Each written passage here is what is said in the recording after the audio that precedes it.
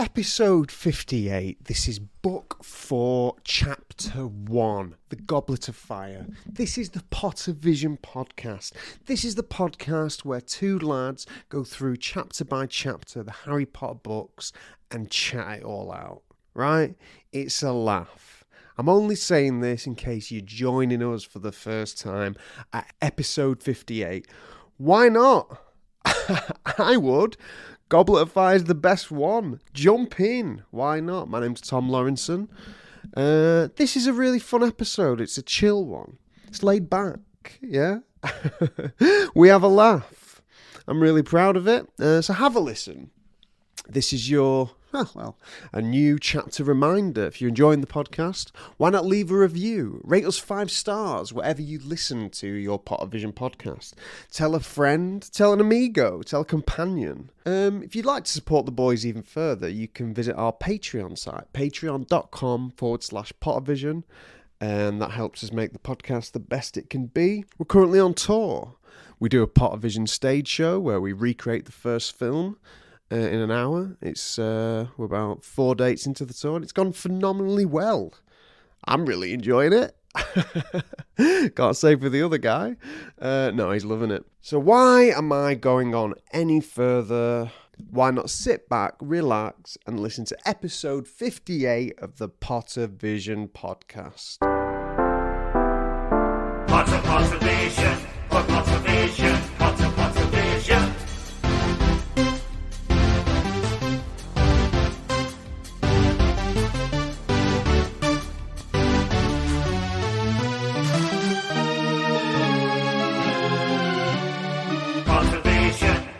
Hello, and welcome to the Pottervision podcast, the podcast where every week, myself, Lukas, Kirkby, and this man sat opposite me, Tom Lawrenson, we look at a chapter of the Harry Potter books, and we just discuss them in detail. This week, we're on chapter 1 of A Goblet of Fire. Well, the Goblet of Fire. We're on episode 58, and it's the Riddle house. Tom, how are you? Oh, we're back. 4th book. I'm great. I'm fantastic. I'm thriving. I started moaning then, but I started to get concerned because I was like, imagine if you thought to yourself, oh, I'll check out the Pottervision podcast. Yeah. But I don't want to listen to the first 3 books because I've read them back to back. You know, I'm going to jump in book 4. And the first thing they're greeted with is a guttural moan. I always worry about that because I feel like we're very comfortable now doing a podcast, being silly and daft. And then I worry, well, people start on this episode where we're singing to a plush bird.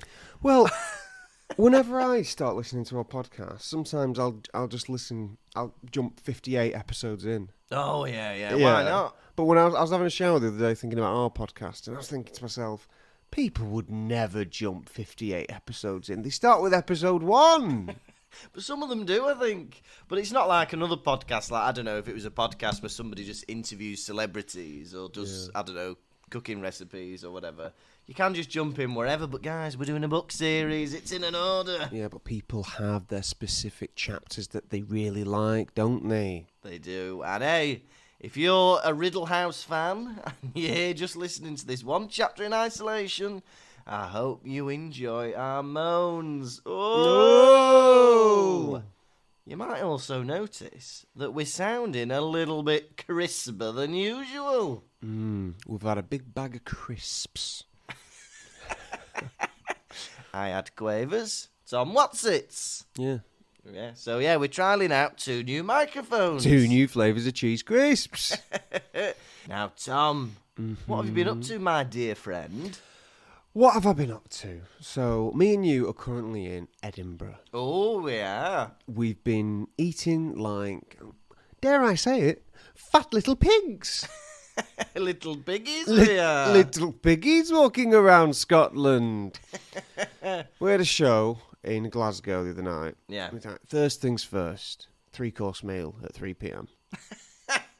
Well, we went to a lovely little harvester, and it says 2 courses for a tenner. 2 courses for a tenner. Fantastic. So we thought, burger main, straight away. Burger main, a starter, But what we didn't factor into it is you get free unlimited salad. So while we're waiting for the starter, hey, we'll have some of that free unlimited We'll have salad. a salad. Talk me through the salad.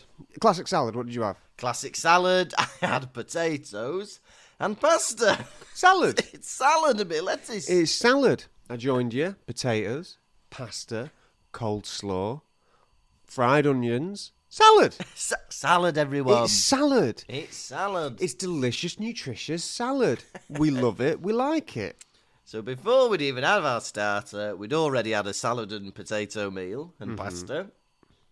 And I got a garlic bread, which turned out to be half of a round loaf covered in garlic butter. Yeah. By the time the main came, I was full. Listeners are thinking, well, what did you have, Tom? What was your starter? Yeah. I got nachos. I'm always cute. I'm a fan of nachos. They're one of my favourite meals. Yeah. Because they're very like snacky and picky, and you get all different combinations. You know, you can have guac on one chip, sour cream on another, or everything on one. Yeah? Ooh, yeah. But everywhere notoriously does bad nachos, and so I'm consistently on the hunt for a good nacho. Yeah. Yeah. These nachos at Harvester, they were bad. Nachos, more like Natch Nose. I wouldn't say that. All right, well, I would. Yeah, and then did it spoil your main? Well, yeah, we both had the same burger, didn't we? Yeah, we were full. We were piggies. We were Yeah. honestly, people were eyeing up our rumps. Yeah, Yeah. there were. Yeah. People wanted to brand us. And like Harry Potter, when we stood up, we could barely walk. We were so full. But here we are now. We're in Edinburgh. Yeah. We've had two lovely shows. Glasgow, Edinburgh. We're in Newcastle tonight at the time of recording. And classic, Tom's got himself a coffee. And I've got myself a drink from McDonald's, but... Iron Brew. It's... You had to spoil it, didn't you? I was building up to that reveal. It's Iron Brew. I know, but it wasn't warrant. You can get Iron Brew on tap in McDonald's. Too much of a in Scotland. build-up, year sevens. Well, I've got a bit of an update for you, Tom. Tell me. Keep no secrets from me. People have missed me talking about this. It's been a few weeks. Tom, I've found some more damp in my house. For fuck's sake. Yes! Apologies to the gentleman from the audience last night who we assured there was no swearing on our podcast. Oh, yes, he goes, I've got a 13-year-old little girl. Got a lassie at home. He didn't say that. I'm sorry if you're listening, sir. We apologise to our Scottish listeners. He said, is the podcast suitable for her? We said there's a little bit of swearing, but not too bad. And, yeah. So welcome if you're listening straight in, 13-year-old girl. Yeah. Hello, 13-year-old girl. But, yeah, there's a bit of damp on my chimney bit that comes out. Now, this was the one bit we didn't strip back and tank because it's not an outside wall.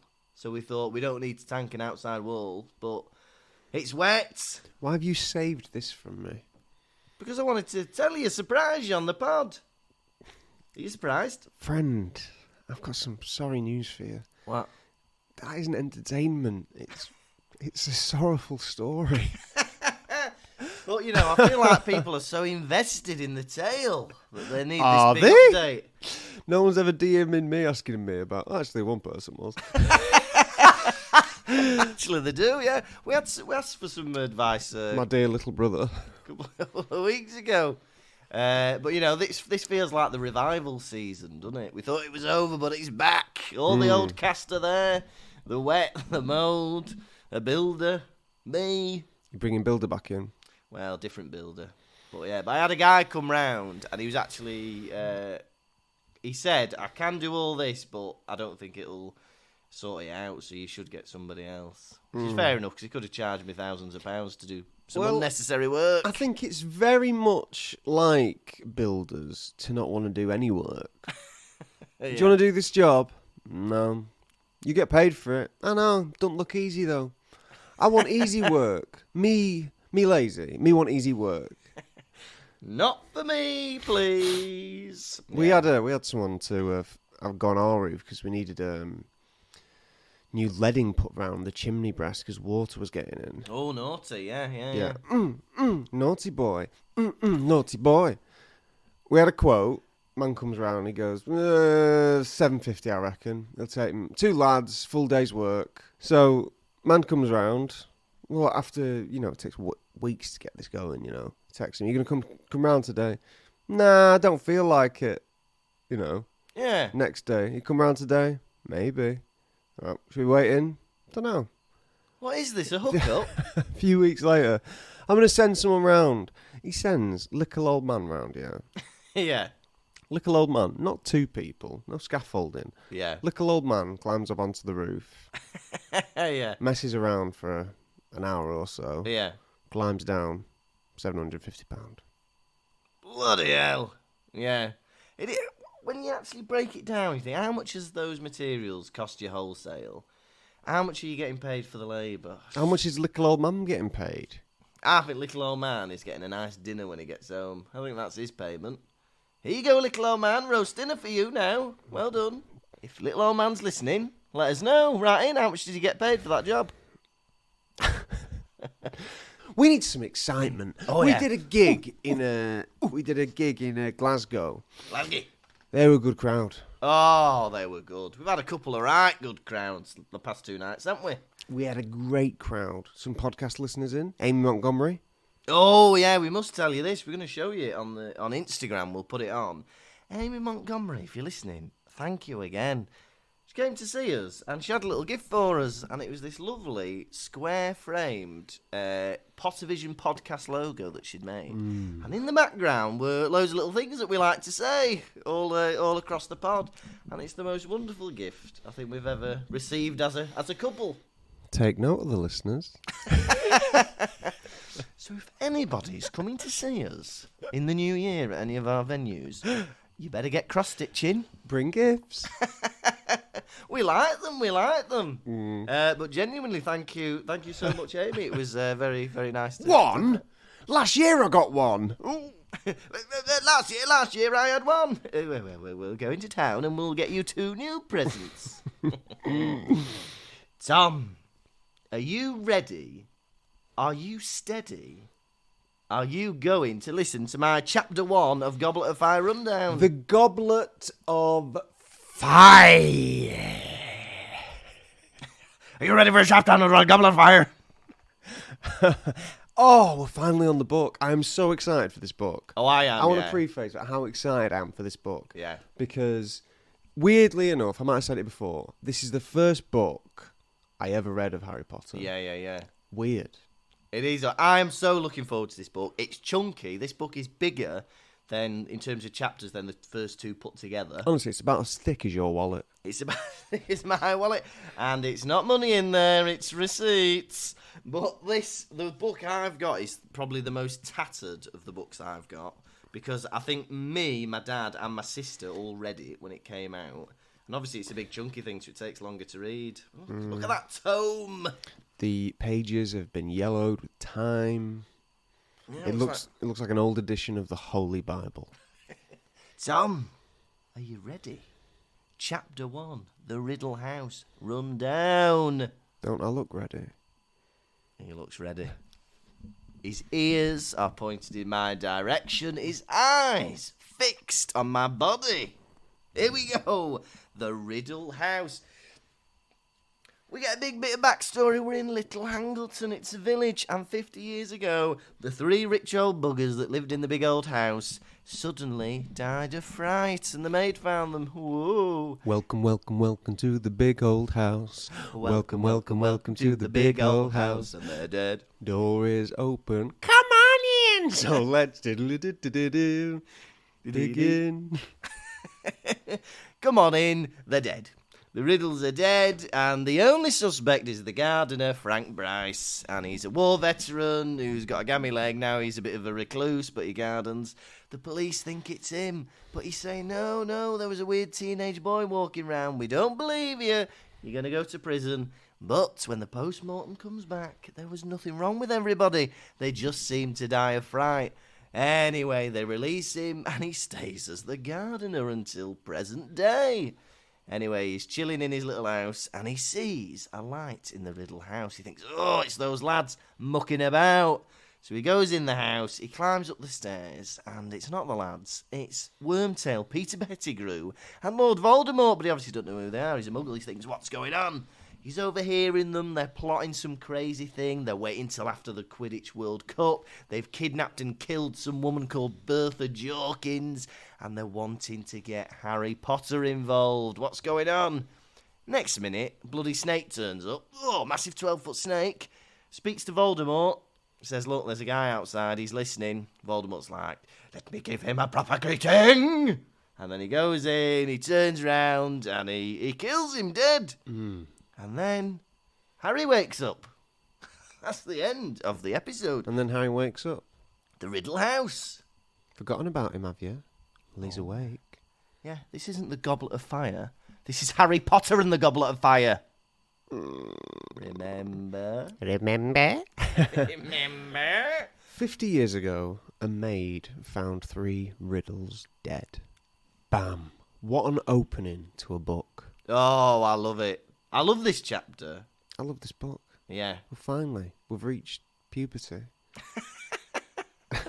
Yeah. Not the Hogwarts students. Me. Yeah, you. Yeah. Yeah. I'm a man. You know, I'm going Yeah. through it.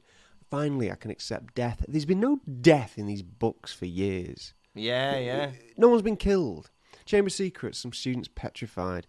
That cat petrified. Oh, yeah. Everyone's alive. But this book, first chapter, death. Death. 50 years ago, 3 riddles were killed. Yeah? Yeah. In very unusual circumstances. Yeah. We're not told how. Maybe a Vada-Kedavra. Yeah. Probably. Probably. It's a green light. It makes sense. Yeah. But I love it. This is the first book I ever read. So out of sequence, I read this book. Yeah. And it didn't make any sense to me. No.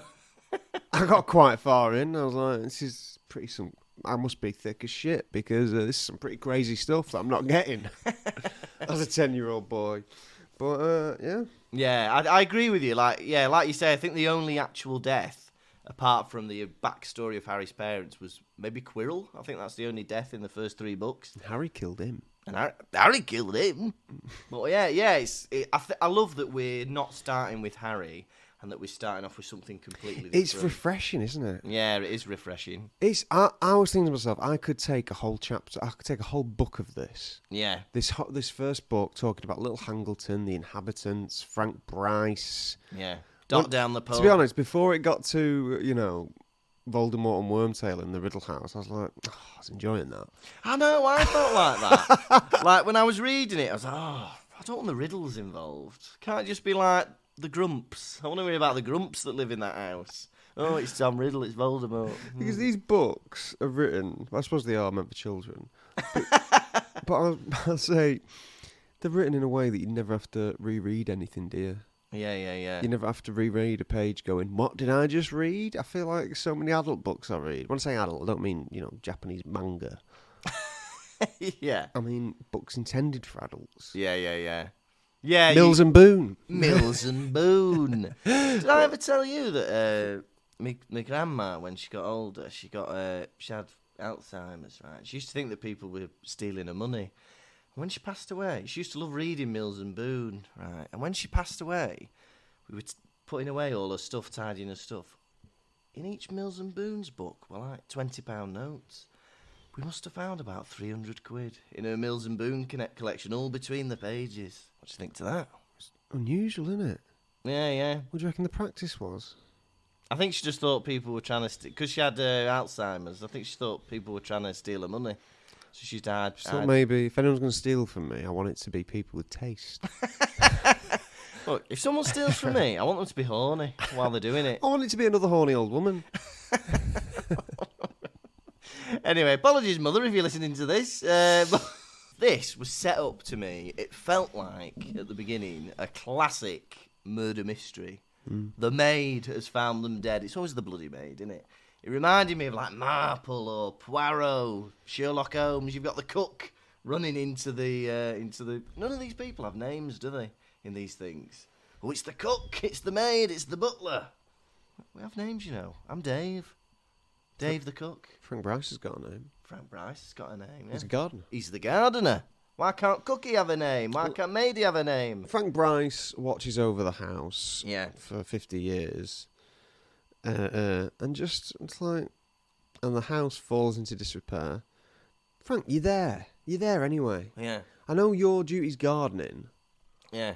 but give the house a sweep, lad.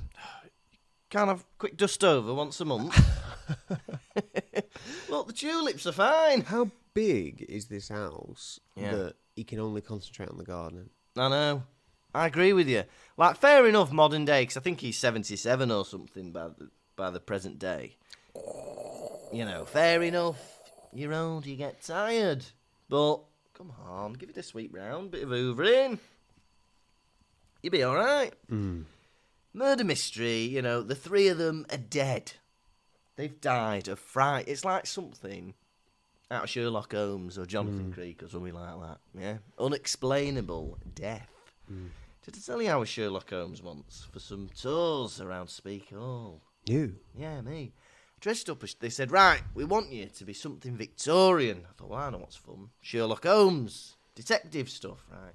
But they said, can you do like a Christmassy one? Because it's around Christmas time. Christmas-themed Sherlock Holmes story, right?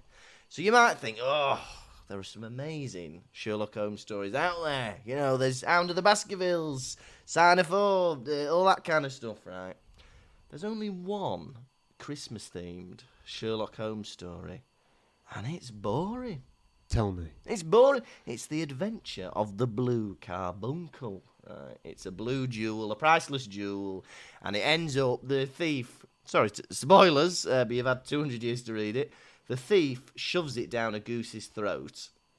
The goose then gets sold to some person, then it goes to market, then it gets sold to somebody else, then somebody wins it in a raffle. So Sherlock Holmes has to go through, and that's why the phrase wild goose chase exists, because of that one story. Yeah. But it's so boring, and I'm there taking kids round as Sherlock Holmes, and going, yes, and then he went to the pub, and then he had to go to the market. Right, well, let's go this way and see what he said at the market. You know, take them round the side of the house. Right, well, at the market, they said, oh, you need to go to the farm. So we went to the farm, and then we go, bloody hell, this is the most boring Sherlock Holmes story I've ever done, so I had to fill it in with a bit of jokes and some daft things. Oh, yeah.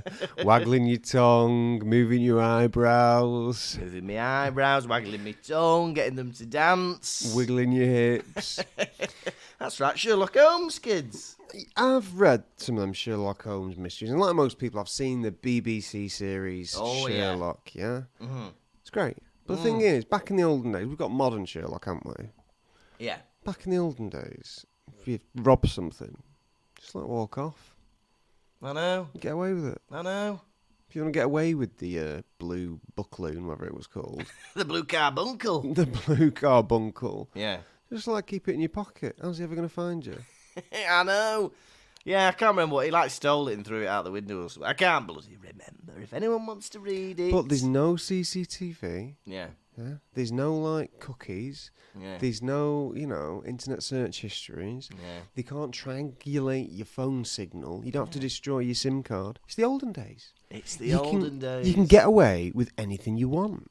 But unfortunately for the robber of the blue carbuncle, he had the most fantastical mind in London. Sherlock Holmes after him. The dust on your shoe means you've got an old shoe.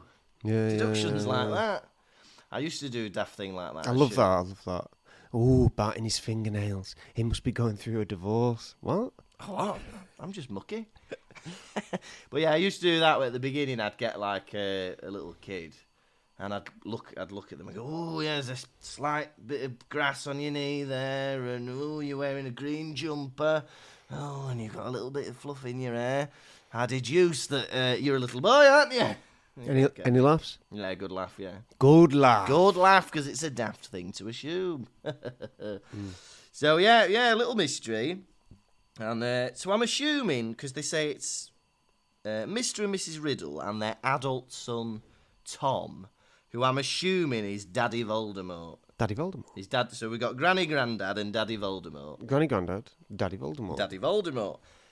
Assume the little boy is Voldemort, the teenage boy Frank Bryce goes on about. Because, as we know, Tom Riddle, that we know. Yeah. Well, he's dead, but he's still alive in some ways, isn't he? So it must be a different Tom Riddle. What? Yes. Yes, because he's now Voldemort. Yeah. Daddy Tom Riddle's called Tom Riddle. Yeah, Daddy Tom Riddle's called Tom Riddle. Yeah. Yeah, so this is, his murder, isn't it, we think, by Voldemort as a teenage boy. They're all gossiping, aren't they, down the pub? But the cook arrives, and... Frank Bryce has been arrested. Oh, yeah, he's been arrested. Never, said everyone. Yeah. Oh, how quick they are to change their tune. The more they think about it... Oh, actually, Frank Bryce gave me a weird look once. Yeah. Oh, the cook said... Oh, he was miserable. He didn't want to mix with anyone. I've offered him a cup of tea 100 times, and he never accepted. He didn't want a cup of tea. Does that mean he's a murderer? For goodness sake. Do you want a cup of tea? No, thank you. Don't drink tea. That's it, then. If I've asked him 100 times... Why have you asked him twice? If you don't like a cup of tea, don't ask him 100 times. God, he's horrible, him. He never accepts a cup of tea.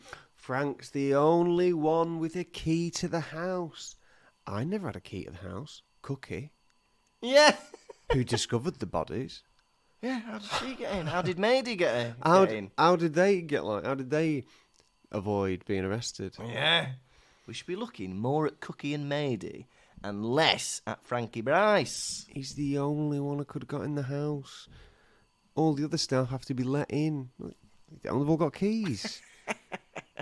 And also, he's the one member of staff who does not need to go inside. He's the gardener. The cook, the maid, the butler. No keys for you. Mr. Outside, have the lot. You don't need it, you just need the shed key. Yeah. Don't make sense to me. But they're all gossiping, aren't they? And I get it, small town gossip. The smallest thing is thrilling, isn't it? Small town gossip. Yeah. I remember, it's like when you work with people as well, like stuff that isn't interesting, but because it's people you know. I remember my mum and dad would always have a bit of a gossip at the dinner table after come home from work, 'cause they're working for the same company. And they'd be like, Claire's not passed her MOT. That's conversation, isn't it? Claire's car's not passed her MOT. Yeah. That's the update from today. I know. But it's interesting, isn't it? Because it's, I don't know, it's the mundanity of life, and then anything small is, greatly Well, relished. murder isn't gossip. Murder's notable news. No, that's They're true. not saying, hey, Frank Bryce, he's got a haircut. Frank Bryce has turned down his 99th cup of tea. He's not, has he? He has. I know. Ooh, once I was rude to him and he shouted at me. Keep Frank Bryce's name out of your mouth. Yeah. But I agree with you. This, like, for a sleepy village, a triple homicide would... No wonder they're talking about it for 50 years. It's a crazy thing to happen. There was a rush to buy the maid drinks. Get a one drink. Is it the maid or the cook? It's the cookie. There was a rush to buy the cook drinks. Yeah. She needs one drink. Yeah. Get this woman 10 drinks. One at a time. Let's see what the story's like after a first drink. So if anyway... she's slurring her words, get her maybe not get her another. Get me a double. You can have a single and a coffee. So let me tell you... Oh, thank you very much. Right, anyway, so what happened was... Oh, sorry, thank you very much. Anyway, so the maid walked in. Oh, thank you very much. Right, just have one. Get her a roast dinner. Get her a roast dinner. Let her have a spud in between sentences. Do you know what, Cookie? Make it yourself. Get in that kitchen and make that bloody dinner yourself. Cookie! And people say that thing that they always say on those bloody serial killer documentaries, don't they? Oh, I always knew he had something about him. I always knew he was odd. Ever since I caught him in the garden pulling the tail off a mouse. Never said anything, though. But he was always odd. Right, you've never reported this kid that's dissecting animals in the garden? He was always weird. You'd feel chills when he walked past you behind you. Oh, you just felt something wasn't right. Why did I have a two together rail card with him? To get around. Cheap. Huh? Hebden Bridge is expensive. I can't get there on my own. Yeah, it's funny. They're all condemning him, right? Because he was angry. Yeah. People have no sympathy for angry men. No, they don't. None at all. I've said it before on the podcast, and I'll say it again because I've got I've got a soft place in my heart for angry men. And Frank Bryce, he's a veteran. Yeah. He went to war and he came back unusual. Yeah, yeah. And as well, he doesn't seem... The way they describe him, he doesn't seem mean or anything. He just seems awkward and just wants to be left alone. Yeah. Which I understand. Fair enough if he was going round being a right knobhead. But, the fact that he's just... No, thank you, to a cup of tea. I'd rather stay in my shed if that's all right. I remember him shouting at me once. Well, maybe you deserved it, dipshit. Maybe you fucking deserved it.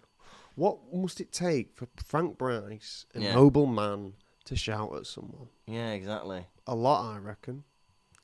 A lot, Cookie. A lot, matey. No evidence of poison was found in the Riddle's bodies. No. This is like, we're in the 1950s or something, aren't we? Yeah. I reckon there could have been. Well, why are we ruling it out? Why are we ruling magic out? Yeah. Because this is... Well, when I think this book is set in, like, the early 90s, isn't it? So it's like, well...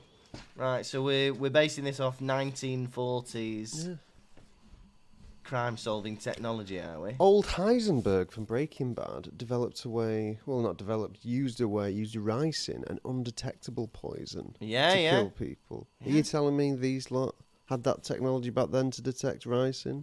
No, they did not. So bring Jesse round, bring Heisenberg round, and ask them, what were you doing the night of the murders? It might have been Walter White. We don't need to be looking at Frank Bryce.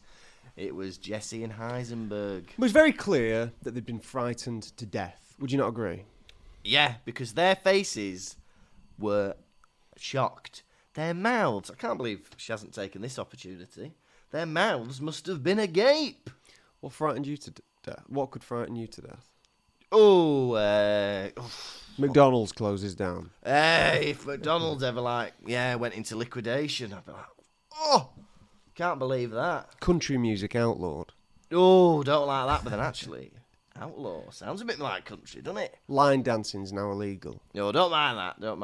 What do you mean? I think if they suddenly cancelled snooker or something, we're not allowed any darts anymore. Are you a line dancer? No, I've never line danced. I did folk dancing as a kid.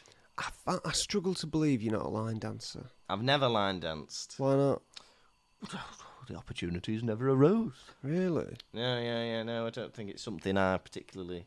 I think you'd be in your element. Do you? Yeah. Yeah. I'd quite like to do like Lord of the Dance. You keep your top half steady, just move your head left and right, and your legs go mad. No, I'm imagining 100 Lukas Kirkbys. 10 one way, 10 the other, a big square of you. Yeah. Yeah? Hey, that'd scare me. Rows 100 of me running at me. 10 rows of 10. Yeah. All dancing in line. Yeah.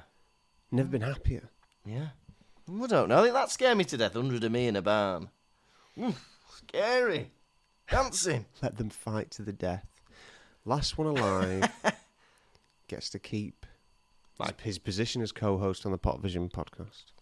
Position on the podcast, my goods and chattels, and my best shoes. You can have them. Am I involved in this Royal Rumble? Frank Bryce returned to the cottage on the Riddle grounds, right? Mm-hmm. And he continued to do that work for 50 years, the gardener. Yeah. Right. Who kept him on the payroll immediately? Because the Riddles owned that property. The Riddles were paying him. Yeah. So was he doing pro bono work for a while? I think he must have been, because, the Riddles are dead. What is he doing there? Does he have a claim to that cottage? Because, several families came and went, and they said it was because of Frank Bryce giving them the heebie-jeebies. But, kick him off the land. 50 years have passed, and Frank has taken upon the responsibility of making sure when people break into the house, he chases them away. Yeah. Frank believes that the boys do it because, like their parents, they believe Frank to be a murderer. Yes. They believe Frank to be a murderer, but the boys are doing it because it's funny to be chased around by a little old man. Yeah, I don't think they're going to be thinking, oh, he's a murderer, let's stone the house he looks after. I look so self-indulgent of Frank. Oh, they're doing this because they think I'm a murderer, but I'm not. He's a little old man. If they thought you were a murderer, they'd stone your house. Yeah. They want you to be running up to that house in your dressing gown and slippers with your bad back, shouting. That's why they're doing it. It's funny to see you tripping over the gravel. God, yeah. Frank, no one's thinking about you, big head. Frank is climbing the stairs of the Riddle house and he's blessing the dust which has formed on the stone steps because it is dampening the sound of his feet and cane. Ooh, that's dusty. Bless you, the dust. He's throwing breadcrumbs at it. Sacramental wine. Bless you, dust, for not showing my steps. Damn, that's dusty. Oh. And he's climbed top of the stairs, expecting to see a bunch of boys. Instead of a bunch of boys, there's a couple goblin men, essentially. Goblin men. But I was expecting to see a bunch of boys, because in the film, we also have David Tennant in this scene, don't we? Hello, father. Finally. 4 books. We've waited so long for it. Now we get Mr. Lizard Tongue. Mr. Lizard Tongue. Listeners, how many chapters have we got of this book? 34? I think it's 38 or something. 38? Yeah, expect like this every episode. Hello, father. We must have done it about 7 times already in this podcast, and we're not even been on the right book. Imagine what you're going to get this book, listeners. He's not even in this chapter. Hello, father. But yeah, because he's in the film in this bit, isn't he? Yeah. Crouching down by him. And I believe he's being alluded to in this about, oh, my faithful servant. And Roger Lloyd Pack's in it. Oh, yeah, as Barty Crouch Senior. Trigger. Voldemort is, because he's not like this in the films, but he's always said to have a strangely high-pitched voice. Yeah. Which, for me, takes away all the fear factor. You think? Yeah. I think it's scary. Where is Nagini? That's the Dark Lord, is it? Is that how you're imagining it? Yeah. Well, it's better than this. Hey. Oh, have you got me snake milk? Who's that on the phone? Shh, it's the Dark Lord. What was that, Dark Lord? No, say what you want about the Dark Lord, right? Yeah. He kills people. Yeah. He's dark. He drinks snake milk. He's a lord. He's nasty. He's nasty. He's rude. He's rude. He's not a peeping Tom. He's not a peeping Tom. He's not a wee Willy Winky like you, Frank Bryce.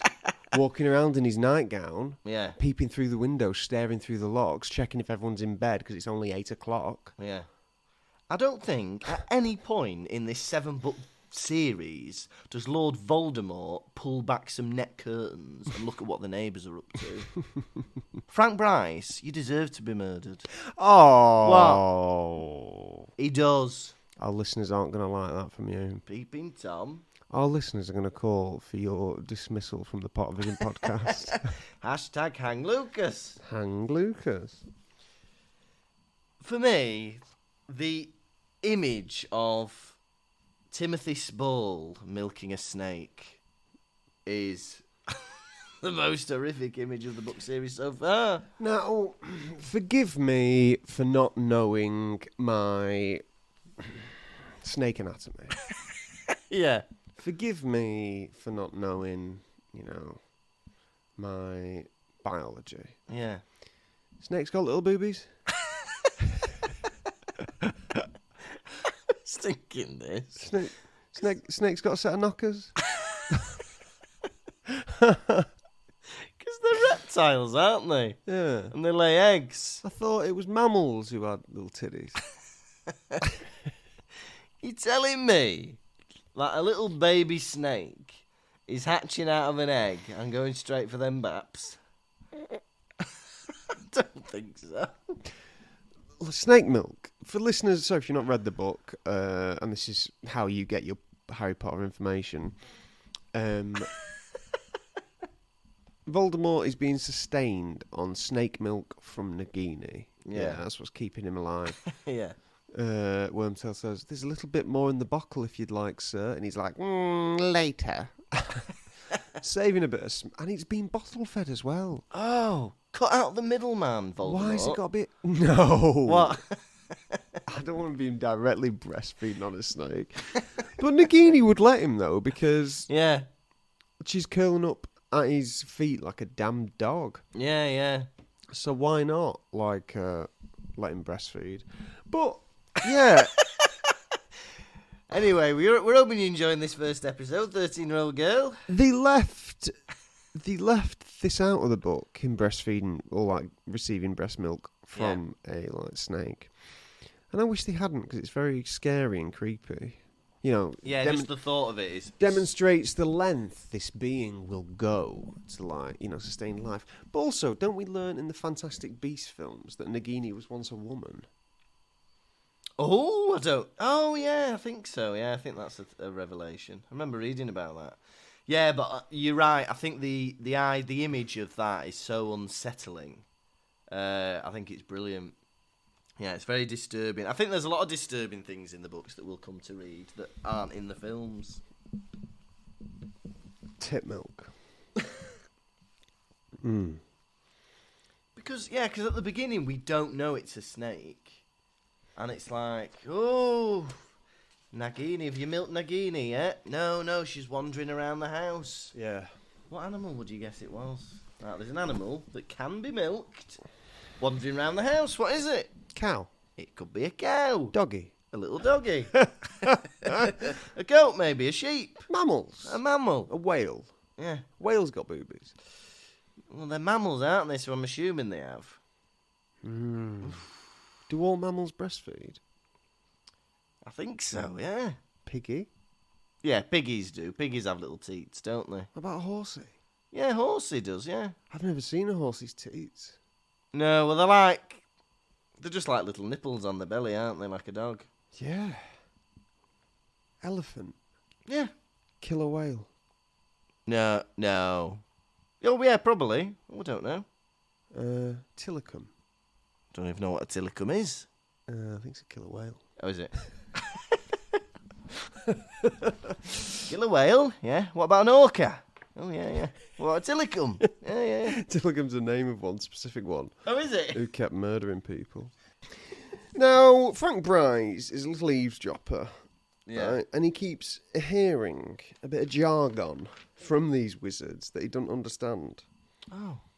You know every word in the English dictionary, do you, Frank Bryce? He hears one word, Quidditch. Oh, it's the Quidditch World Cup. He's rubbing his ears out.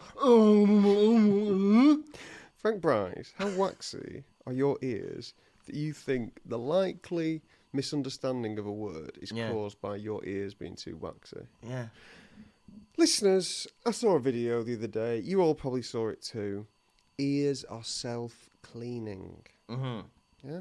We don't need to be putting cotton buds in there. No. They clean themselves. Yeah. If you ever get a bit of a waxy build up on the edge, you are free to wipe that away with a bit of cotton. Yeah. But you should not be putting any cotton buds in your ears. But hey, listeners, it's not going to stop us, is it? It's so fun. It's nice. And they always say, don't you're jamming wax deeper into your ear. Nah, I don't think so. I'm not jamming it in. I'm like wiping it out. I'm blocking it and pulling it out. Look, Doctor, I can hear what you're saying, but it feels nice. Listeners, we want to hear about your waxy ears. How do you clean your ears? Do you clean them in the shower? You shouldn't. Apparently that's bad for you. Do you wipe them with a bit of tissue? Do you use earbuds?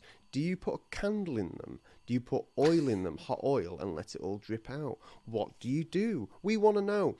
Whoever's got the most interesting way of cleaning their ears wins a £100 voucher. For what? Conversation with you. A conversation with me. That'd be nice. A phone call worth £100 that they can have with you. Yes. How does that sound? That sounds brilliant. So he's wiping out his ears, Frank Bryce. And, but yeah, he says, oh, Quidditch, I must have heard it wrong. It's like, it's a world championships. There must be a sport you've not heard of. Do you know what I mean? Like, some people might know, you know, like sometimes they have like... Cheese rolling. Cheese rolling. Different martial arts you might not have heard of. I know, Frank Bryce. Cheese rolling? Let me clean my ears. You don't roll cheese down a hill and break your collarbone running after it. Yeah. That is not a thing. Yeah. Football's a thing. Yeah. Frank Bryce, open your mind. I know. People in down south are mental. That's the kind of crap they get up to. I know. Do you think that 77-year-old man has heard of sword ball? Oh, it's the Sword Ball World Championships. Wash out my ears. What's Sword Ball? Hoverboards don't exist. Well, in a way, you're right, Frank Bryce. Hoverboards don't exist. Yeah. But a little board with a couple of wheels on it where you push forward and it propels you does exist. And people call that a hoverboard. So I'm sorry, Frank Bryce. Yeah. Oh. Step forward, Muggle. What's that you call me? Muggle. It means you're not a wizard. Eh? Voldemort does come across as like a stroppy little boy in this one. He seems like it's a weird thing because Frank suddenly, because he's a bit scared outside the room, but once he's in there, he seems to get a bit braver, doesn't he? Mm-hmm. Yeah. Yeah, he does. Well, I mean, you got to be like that. When I'm, you know, I walk around I'm constantly afraid that I'm going to get robbed in some manner. Yeah. I always think someone's going to try and rob my phone. Because my phone used to be small. I used to be able to keep it in my hand. Now, phones nowadays, I don't know if you've seen them, they're massive. Yeah, biggies. They're the size of a Harry Potter novel. Yeah. Right? Yeah. So I always think, if I'm going to use my phone out in public, I put it in my jacket pocket and try and use it from in there. Yeah. But if someone approached me, I'd be scared that I was getting robbed, but then I'd have to pretend to be a much braver man. Yeah. I'd have to start screaming and pushing and shouting and kicking. You'd have to. Yeah. I tell you what scares me. Fight or flight, my friend. Fight yeah. or flight. It scares me when people put their phone in their back pocket of their jeans. You know, people are walking around and they got their phone just in their bum pocket. Scares me that because I think I could nick that easy. Pick it up, run away. Scares me. Yeah. Yeah, I think, don't do that, please. Put it in your side pocket. Listeners, where do you keep your phone?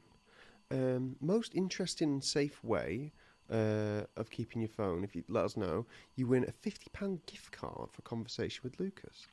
There we go. So in this episode alone, £150 worth of conversations with me. Now, the way Voldemort is described in this chapter, he's tiny, isn't he? Yeah. There's something odd about him. Yeah. You're not given the details you're given of him is that he's small. Yeah. He's got limbs in some manner. He's got a head, but he's so tiny that he's confined to a chair that he can't move himself. Yeah. Right? We're not told anything about his skin. No. Anything like that. I keep imagining that little thing from SpongeBob. It's like some Plankton. It's like some old woman's mother. It's in a wheelchair. It looks like a crispy old tadpole with no eyes. With glasses? Don't know. Okay. I keep imagining that. Yeah. I know what you mean. It's because I think we will get a full description of him later. But it's quite interesting because in the first book he was just on the back of Quirrell's head and then disappeared in a wisp. And we've not really seen him since, except as Tom Riddle, the little boy. Yeah. So it's interesting now that he's actually a physical being, but he seems to be a little waif. They are discussing some procedure. Oh, yeah, they got a plan, haven't they? They got a plan Yeah. of what they're going to do. They need Harry Potter. They need Barty Crouch Jr. And they're going to do something. Yeah. And Wormtail is going to take part in this ceremony.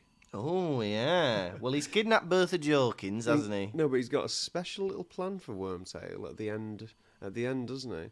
Oh, and Wormtail goes, "Are you gonna kill me, sir?" He's like, "No! I'm going to let you do something most of my followers would give their hand to do." Wink, wink. Doing a little joke like that. What a setup. What a setup of it. That's a 9-month set up for a punchline. Yeah. And do you know what? It's not going to get the laugh it deserves. Oh, you wanted me to cut off my hand? Yeah. Do you remember when I said that 9 months ago? Oh, that's cruel. What a thing. Well, you know what? Do you know what, Voldemort? Say what you want. Frank Bryce was right about you. You got no remorse. yeah. Laughing about death. You're horrid. You're not a nice man. I know he's horrible, Peter Pettigrew, but it upsets me that people call him Wormtail. He still feels like a nasty nickname. I know it's because he turns into a rat. That's his actual nickname as well, Wormtail. I know. Like that, I think he might like. Yeah, maybe. Just call him Peter. Wormtail. I think I'd go for the nickname Wormtail. It's quite cool. Isn't it? Yeah. But do you find it Worm, odd? because it's like worm. It's not rat tail. It's a No, worm no. tail. And I suppose the rat's tail looks like a worm. Yeah. But do you think it's odd that Voldemort, the Dark Lord, is calling him a nickname? Well, Dumbledore calls Harry's dad Prongs. Yeah, that's true. I just find it weird, like, does he do that with everyone, Voldemort, when the Death Eaters turn up? All right, Bazza. It's Barry, Dark Lord. Just call me Barry. I don't know, Bazza, Dickhead, Dickhead's not a nickname. Little Ed. The Wormtail is quite a cool nickname. I continue. Because worms are cool. Earthworm Jim. Yeah. He had a gun and a zapper. He travelled the galaxy. He had a buff bod. People found him sexy. Yeah. Yeah. The Worm from Dune. Oh, the Sandworm. People are praying to that worm. Oh, yeah, that's pretty cool. That's swallowing up massive ships. Yeah, swallowing up massive ships. They're going on about Harry Potter. And they're like, are you sure we need to use Harry Potter? And he's like, yeah. Even though he's so well defended. What, are the Dursleys? He's at the Dursleys right now. You going to get past Vernon and Petunia with your wand? Isn't there said charm on that Dursley house that they can't get in? Oh, I don't know. Where have you heard this? End of the last film when they have to, or in the last film when they all have to go to the Dursleys and use Polyjuice potions to transform into Harry. Oh, yeah. Because it's his birthday. Yeah. The charm is over. Oh, because he's now 18. Because he's now a man. Ooh, I didn't know that. Yeah. Oh, very nice. Well, that makes sense, doesn't it? I didn't realise his house was charmed. So no evil can go there. Otherwise, bloody Barty Crouch Jr. could have turned up when he was 9 and finished the boy off. Hello, Vernon. Hello, Vernon. Hello, Dudley. To every family member individually. Hello, Petunia. Hello, Aunt Marge. Hello, Ripper. Hello, Mrs. Fig. To every person he meets. Right, party. We're about to go to a party. There's about 30 people going to be there. You can't do the hello thing to everybody. Why not? Right, look. You're not coming in if you're going to do that. You're being normal, yourself. Barty, right. I know we said you could do the inductions, but we've got 20 new starters today. It's going to take a long time to get through the day if you're going to do the tongue waggle, after saying hello to all of them. And we've got 4 scheduled breaks, and I know that you're going to take that as an opportunity to reintroduce yourself. Yeah. Goodbye, Father.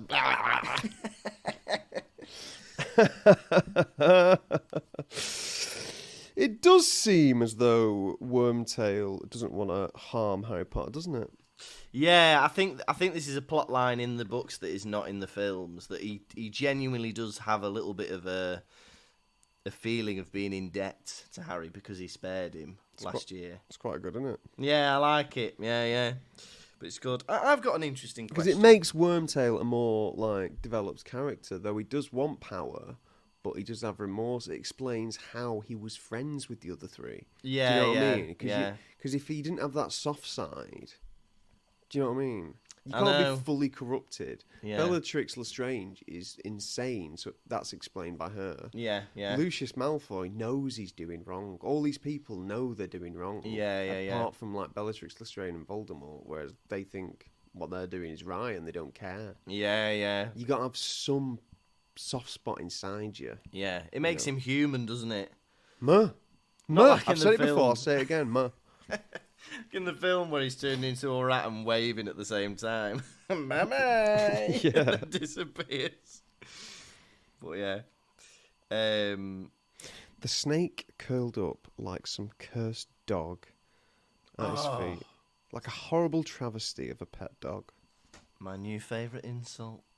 You are a horrible travesty of a pet dog. Please leave. Please leave. I'd like to ask you a question. Because I'm not quite sure what the plan is, just him coming back to life or whatever. Oh, yeah. And he admits here, Voldemort, he goes, I could use somebody else. I don't need to use Harry Potter. Do you think that Voldemort's obsession with Harry Potter leads to his ultimate downfall? Do I think that Voldemort's obsession with Harry Potter leads to his ultimate downfall? No. For it is his prophecy. He believes the only way that he can succeed is if Harry Potter fails. Yeah. And when the planets will align, Hercules will rise. And you will fail. You will lose all. Yeah. The fates. The fates have aligned. The stars have aligned. But even in like the first book... 18 years precisely, the planets will align. That's some good stuff, that. Thank you, Disney. Thank you, Disney. Yeah, because even in that first book... All listeners say thank you, Disney, for Hercules. Right, now continue. Because even in that first book, like when he's on the back of Quirrell's head, like why is Quirrell wasting his time enchanting the broom to go up and down trying to kill Harry? Just concentrate on the plan you're doing. Why would you make yourself seem suspicious? Have Snape on your back for no reason. I just think he's got such an obsession with Harry. It's the same with the Chamber of Secrets. He's like, you're doing all right with Ginny.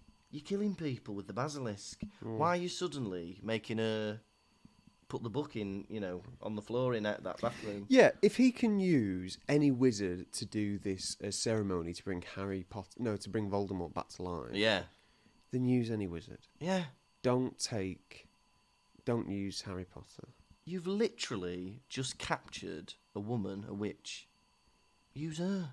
Yeah. Why? Oh no, we need information about the Quidditch World Cup. Kill her! And it's so weird, like him even saying Quidditch World Cup. Yeah. The idea that... We can't act before the Quidditch World Cup. It's like... Oh, yeah. You're scared of the Quidditch World Cup? Yeah. Well, I am planning on world domination, but only after Wimbledon. Huh? How did Voldemort get Nagini back? Oh, I know. So, yeah. Last we saw Voldemort, he flew off into the ethers, didn't he? Yeah, the Albanian forest or wherever it was. The Forest of Albania. The Forest of Albania. Yeah. He flew there like many creatures that don't want to be discovered, right? Yeah. When did he come across Nagini? Wormtail found him. Yeah. Wormtail went looking for him and found him. Yeah. Okay. Where's Nagini been for the past 12 years? In this house? No, because she's new to the house. She's exploring the house. Yeah. Where's the old bitch been? What I want to see is some Muppet style, getting the band back together montage. Yeah. Where Voldemort and Wormtail are going around in a car. Bow, wow, bow, bow, bow, bow, Yeah. bow, bow, bow, bow, bow, getting everyone back together. Right. Bertha Jenkins, what's she called? Bertha Jorkins, Bertha yeah. Jorkins, get her in. Nagini, come on. Barty Crouch Jr. Get him in. Yeah, they're busting him out of prison, finding Nagini. So that would make Voldemort Kermit the Frog. Voldemort is Kermit. Right? That would make... Wormtail, gotta be Miss Piggy. Fozzie Bear. Fozzie Bear. There's no romance between it. Maybe Nagini's Miss Piggy. Oh, yeah. And that makes Barty Crouch Jr. Yeah. The Incredible Gonzo. The Incredible Gonzo. Listeners, do you disagree? Let us know. Do you disagree? No. Let us know which Harry Potter characters would be which Muppets in the Muppets Take Hogwarts. That'd be great. I'd love that, the Muppets at Hogwarts. Wingardium Leviosa. So, like, Voldemort, he hears a whole Frank Bryce at the door. Yeah. He doesn't hear him. Nagini goes and tells Voldemort. Yeah. And says, Frank Bryce is at the door. Yeah. Right? So he said, there's a little old man at the door. Let him in. Me want to see the little old man. Yeah? Yeah. Me no see little old man for 27 years. Yeah. 50 years. 50 years. Me no see little old man for 50 years. Door is opened and he says, come in, Muggle. He goes, what's that you calling me? Muggle, you're not a wizard, are you? No, but you don't have a wife. You're a virgin. Hey, no need for that. Wet yourself. Hang on. Yeah. He says, Wormtail, spin me round. Me want to see little old man. Yeah. Spins him round. Chair squeaks. Nagini is disturbed on her carpet. Yeah. Frank Bryce stares at what is in the chair and screams his lungs out. Yeah.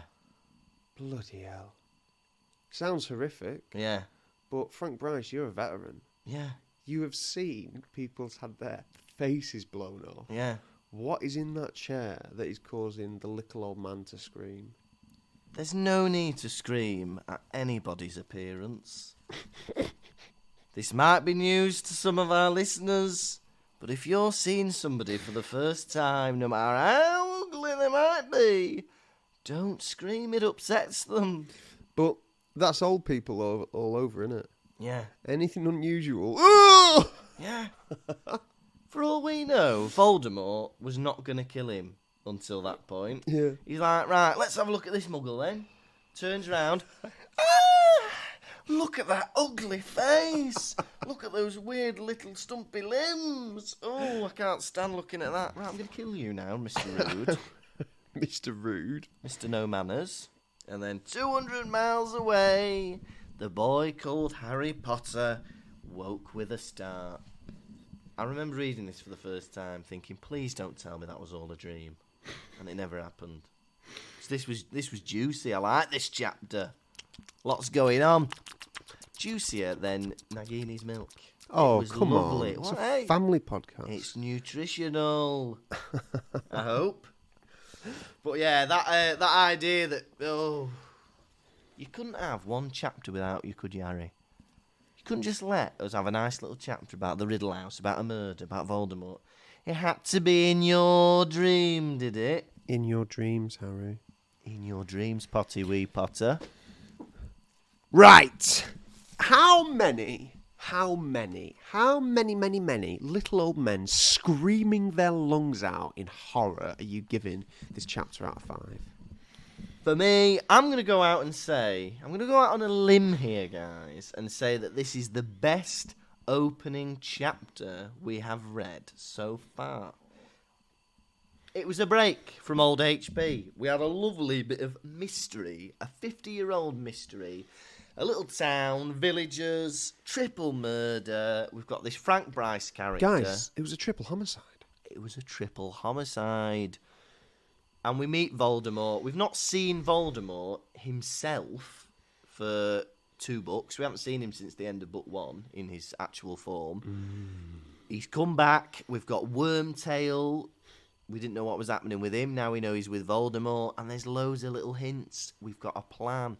There's a follower, a loyal supporter in Hogwarts. Bloody hell, who's that?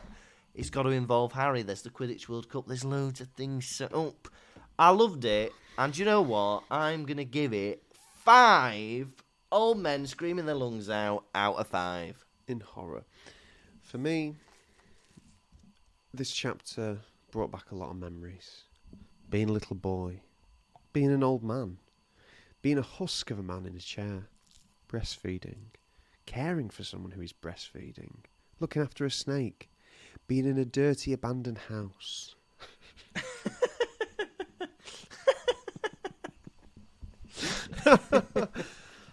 Relatable. It's my life.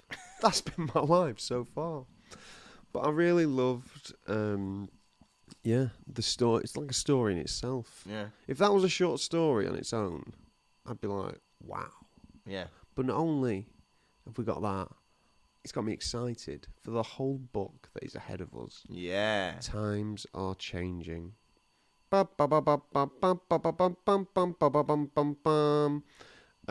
Silence! Silence! All the things that are coming ahead. Hello, Father. My boy is dead. My boy. For that reason, I'm giving this chapter 5 little old men screaming their lungs out in horror out of 5. A rare full house. I think we've had one before, but we've not had one for a while. I think we've had a lot before. Have we? It's been a while though. Full house. 10 out of 10. Right, are you ready for the new season, the first edition of Quiz? Quiz, quizzy, quiz, quizzy, quiz, quiz, quiz, crew. Gonna ask you some questions. How well will you do? Quiz, quizzy, quiz, quizzy, quiz, quiz, quiz, crew. Gonna ask you about Harry Potter, Lukas. How well will you do? I'll blow you a kiss. Question 1. How old was Frank Bryce when he was accused of murder? Ooh, 27. Correct. Yes. What was the name of the woman that Wormtail kidnapped? Bertha Jorkins. Correct. What is the name of the pub in the town? The Hanged Man. Correct. What was the name of the town? Little Hangleton. What's the prize? Ooh. I promise to perform my best in tonight's show. Oh. Only if you win. Whoa, is this the last question? Yeah. Question 5. And this is for everything. The lot. The lot. Lines remembered. Audience engagement. Turning up on time. Keeping my face switched on. How many times was Frank Bryce offered a cup of tea? 100. My boy, you have won the quiz. Way! Well, we hope the people of Newcastle are happy. It'll be a good show tonight. Ba ba ba ba ba ba. Congratulations and celebrations. When I tell everyone that Tom will try his best. Oh, quiz, quizzy, Quiz, quizzy, quiz, quiz, quiz, crew. Gonna ask you some questions. How well will you do? Quiz, quizzy, quiz, quizzy, quiz, quiz, quiz, crew. Gonna ask you about Harry Potter. How well will you do? I'll blow you a kiss. It is now time for the nation's second favourite segment. It's Hedwig's Droppings.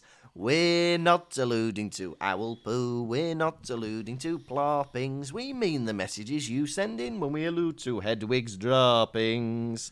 What's in a beak this week? We have had a lovely review, a 5-star review from Peterds on iTunes. Now, Peterds says, magical smut and nonsense. He says, these two comedic northern bullets are delightful. Aside from excellent analysis of a popular children's book series, their conversations run the gamut from the unexpected intimacy of GCSE oral exams, violent hatred of public spitters, all the way to Hermione's time-travel-induced menopause. It sounds horrendous, but only once you are familiar with these charmingly facetious funsters can the juxtaposition of such filth and the youthful innocence we are of a certain age associated with Harry Potter be understood and appreciated. Great to hear such quality entertainment in my own native accent. He's from Blackpool, which has become all the stronger since piping this red-hot pod down my head holes. The Pottervision boys trade roles as the listener's shoulder-topping cartoon devil and angel in equal measures, though Tom is obviously the baddie. It's the eyes, you see, he says, resulting in guaranteed belly laughs, and it will quickly become your favourite podcast. 5 inexplicable subterranean slides out of 5. Hashtag Team Connie. Hashtag Team Connie. That was poetry. Excellent review. I read that review myself Yeah. privately some weeks ago. and it struck a chord in my heart. Fantastic review. I loved it. It takes a few reads to fully take in all the things that are being said. Thank you very much. A writer. Now, a writer, and we love to read it. We've had another lovely 5-star review, a bit more concise, from Catalina. So thank you so much for reviewing, Catalina. Catalina says, amazing podcast, very funny, love it. I have already told my best friend, mum and sister, and they love it too. Are they the same person? My best friend, mum and sister. No, it doesn't make sense. For our downloads, we hope not. we hope it's 3 different people. But thank you so much, Catalina. Now we've also had a message on our website from your namesake, Tom. Now Tom says, "Hi there, chaps. Another Tom here, wanting to give a shout out to my mate Craig Gora, if possible. We started listening together, but he's way in front of me now. Ask him if he's waiting for his old man and give him a big up." Well, Craig, you're ahead of Tom. Well done. Well done on being a more dedicated listener to the Pottervision podcast than your friend Tom. Yeah. Now then, we've had a message. Yeah. We've had a lovely message from Zoe Lockwood on Instagram, who says, big fan of the show, started listening 2 weeks ago after I saw your show and slowly working my way through on episode 20 and can't wait to catch up. Thanks for everything. Well, We'll catch up. And then you'll hear this message. you'll hear this message. If you catch up, you'll hear the message. That's the only way you're going to do it, because if you don't catch up, you won't hear the message. So catch up. And depending on when you listen to this message, you've probably still got a lot more to catch up on. So good luck, you can do it. All right, we've had another message on Instagram from Vicky Halstead. She is also playing catch up, but she's on the 3rd book. And something dawned on me when you were talking about how old Lupin is. According to the books, Snape, Lupin and Sirius are all 33 when Harry starts at Hogwarts. Jesus Christ. No, they're young, aren't they? So that means they were 20 when he was born. Yeah, well, I think James and Lily were 21, I think, when Harry was born. Yeah, because she says here, why do wizards seem to live until they're 150, but insist on marrying their childhood boy or girlfriend? You're right. Harry's mum and dad were married with a kid before they were 21. Hey, wizards, live a little. Yeah. Play the field. Shag about. I know. But it's like with friends and partners. Like, when you're a kid, the only people you know are the people in your school, and they're your little world. You know, hey, you know, what if we go out with one of these girls? Look, 7 billion people on this planet. But yeah, it is odd that there never seems to be. But then I suppose in wizarding terms, the only people of your age that have magical abilities will be at Hogwarts, because that's the only magic school in Britain. So maybe you're right, you know, if you want to keep with magic folk, unlike Neville Longbottom's... no, who was it? Seamus Finnegan's mum and dad. Go abroad. Yeah. Learn French. There's got to be some spell that makes you learn French. If you can get gillyweed to breathe underwater, you could probably get some, I don't know. Yeah, 100%. Google-o Translatio. Get some baguette that makes you speak French. Yeah, that'd be good. Some snail. Escargot. Yeah. Ooh. Frog's legs. Yeah. I'm surprised J.K. Rowling hasn't used the Rosetta Stone as something Harry Pottery. It's like a mythical object, isn't it, that's supposed to help you speak in any language.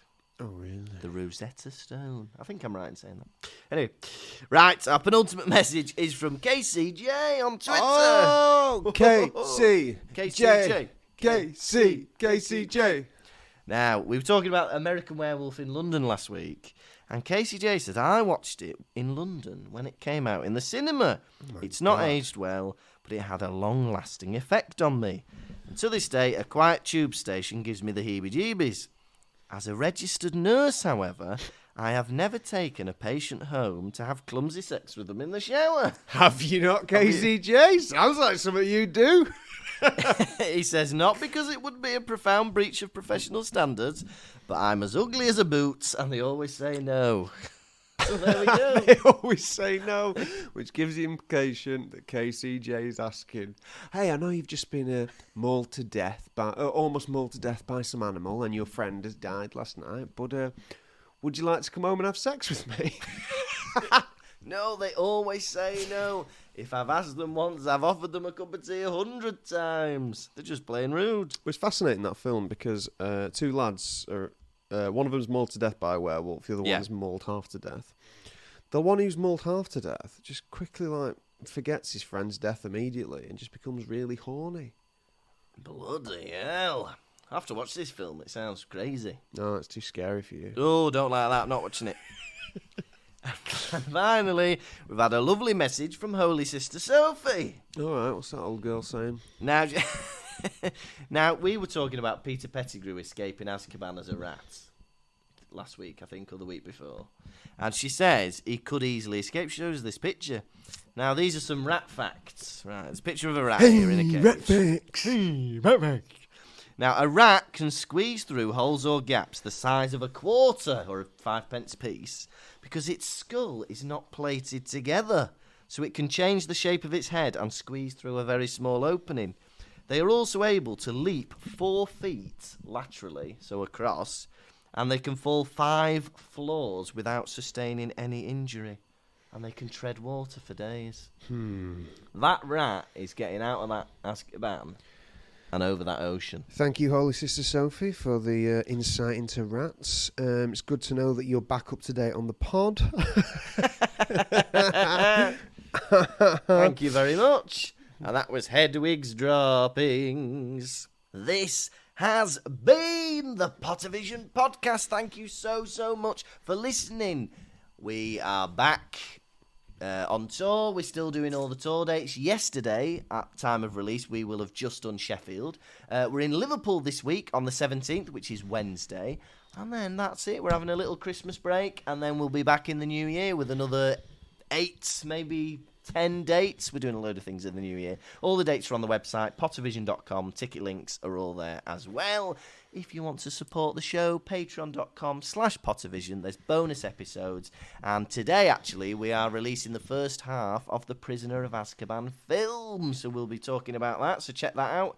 But also, you'll just be supporting us and the amazing donations that the Patreon followers have given to us have paid for these brand new microphones that we've got and all the equipment. So it's been really, it all gets funded back into either the podcast or the show, so it's great. If you want to contact us, pottervisioncomedy@gmail.com or pottervision.com, or we're on Facebook, Twitter and Instagram. Just search Pottervision. Next week, we're on episode 59 and we're on chapter 2 of the Goblet of Fire, The Scar. You have been the nation's favourite Pottervision podcast host of the week, Tom Lawrenson.